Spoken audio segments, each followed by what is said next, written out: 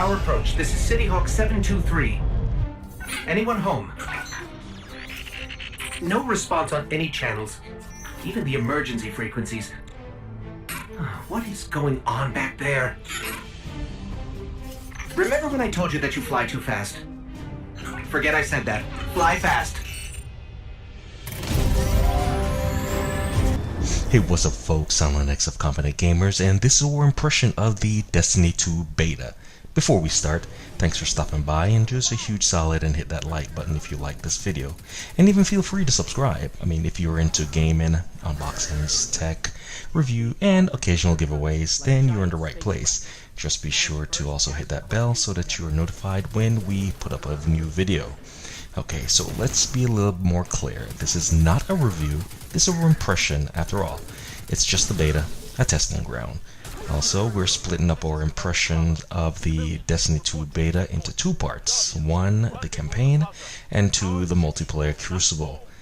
Okay, so let's get started here. I still remember watching the reveal of Destiny 1 and thinking, okay, this is something new. It's something on the horizon. I could choose my own Guardian type, I could head out and be a champion of this new world, have these fantastical powers, while in this new world it would be possible to come across other Guardians and team up against random events and combine forces and stop whatever challenges arose, and being rewarded with cool gear and armor and weapons and so on. Then off I would go on my mission by myself. Or I could team up with my friends as a fire team of 3 to take on the strike, or even, hey, 6 of us and hit up one of those larger events called the Raid, which is sometimes almost impossible, but man, was it a huge high when we completed it and showed off our new armor and weapons. That, folks, was Destiny 1 for me. Now, by myself, the first round of story missions were, they were pretty good. The characters were decent, not Oscar worthy, but I mean, come on, I wasn't really looking for anything like that. It was good enough to hold my attention, because after all, I had my friends to run the strike and team up and do raids. Then something happened, folks. I started getting really busy and couldn't really keep up with the strikes and the raids, and man, all the cool loot my friends were getting, I was just being left behind. And that's where the story missions would need to fill my void. The problem was, it didn't quite. Things didn't get better as the new DLCs came along.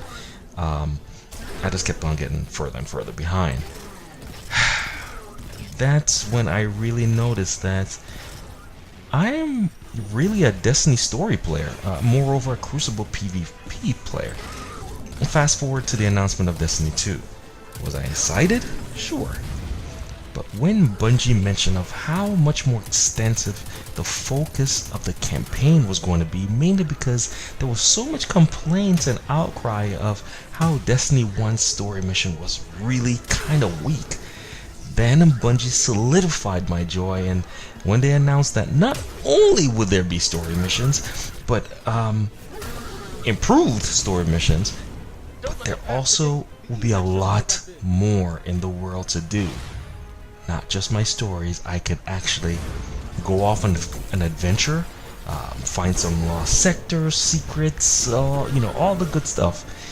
That was perfect for me, because I liked being able to do things by myself. And here we are now at the end of the Destiny 2 beta. Well, at time of recording this, I think we had one more day to go, but it should have been finished on Sunday, but got extended to Tuesday, so goody. The campaign working perfectly to prime our excitement and heighten our anticipation for Destiny 2. That is the campaign, the campaign in the beta. It has set the stage perfectly as an introduction for all of the new Guardians, while for us returning Destiny Guardians, stripping away the powers we've gotten so accustomed to, so dependent on. Basically, the only powers that we've known is now gone. Another thing, what's a hero without a villain or the enemies? Holy crap, this campaign this enemy, and now I know we're going to be running into other enemies, and oh my goodness, the Cabal and Gary, well, Gaul. Man, the feeling and the thought of facing off against him, it's going to be freaking epic. Well, I'm really hoping so, that is. Now, the beta's homecoming mission was perfect in that its presentation of what we are to expect. The atmosphere was chaotic, and the setting of the war zone made it only better because it took place in our area that was really our safe space, our peace, and protection. Man, the balls that Gaul has to basically attack us right there in our sanctuary, man, it is to be revered. Which makes the perfect jump off point for our motivation to fight and climb right back up on top where we rightfully belong, as Guardians. Well done, Bungie. So, September 6th, it couldn't get here any faster. And I am super excited. This homecoming mission was on point. Wow. So, what do you all think about the campaign for the Destiny 2 beta? Did it hook you or did it fall flat? And you know what? Are you really only here for the Crucible? Let us know. Let's chat. Right down in the comments below. So again, thanks for stopping by. Please definitely show your support by liking, subscribing, and sharing. If you subscribe, be sure to click that button, the whole notification thing, yada yada yada. And be sure to check back on our impression of the Crucible for the multiplayer, for the Destiny 2 beta. So till next time, folks, I'm Silent X, we're Confident Gamers. And remember, real gamers keep gaming. Later.